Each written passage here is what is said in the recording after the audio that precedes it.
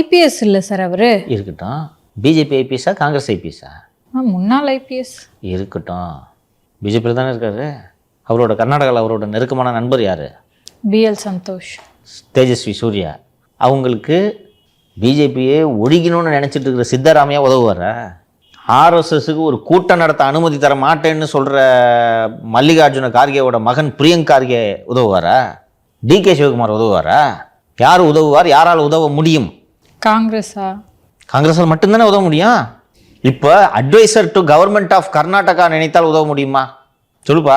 அரசாங்கத்தோட official advisor to government of Karnataka அவர் நினைச்சா உதவ முடியுமா? முடியும். யார் அட்வைசர் டு கர்நாடகா? சுனில் கனகுலு. அப்படியா? அப்படித்தான். சுனில் கனகுலுவின் சிறப்பம்சத்தை சொல்கிறேன். எடியூரப்பா முதலமைச்சராக இருக்கும் போதும் அவர் advisor to government of Karnataka. Siddaramaiah முதல்வர் அமைச்சராக இருக்கும் போதும் அவர் advisor to government of Karnataka.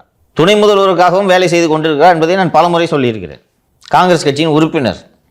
அப்போ அண்ணாமலை என்னதான் பண்ணினுக்கிறாரு? 20 லட்ச ரூபா இல்லாமல் தானேப்பா பிரதமர் வேலை வாய்ப்பு திட்டத்தில் கடன் வாங்குறேன்னா? நீ தானேப்பா சொன்ன, நான் சொல்லப்பா. வாட்ச் வாங்க கூட காசு இல்லை, என் ஃப்ரெண்டு சேரலாத வாங்கி கொடுத்த வாட்ச் இம்போர்ட்டடு, நீ தானே சொன்ன. சோத்துக்கே வழியில் ஃப்ரெண்ட்ஸ் உதவி செய்கிறாங்க, நீங்கள் தானே சார் சொன்னீங்க. சார் எவ்வளோ பெரிய ப்ராஜெக்ட் என்ன சார், 3000 கோடி ப்ராஜெக்ட் பண்ணுறீங்க சாதாரணமாக. சாதாரணமாக அப்ரூவல் வாங்குறீங்க.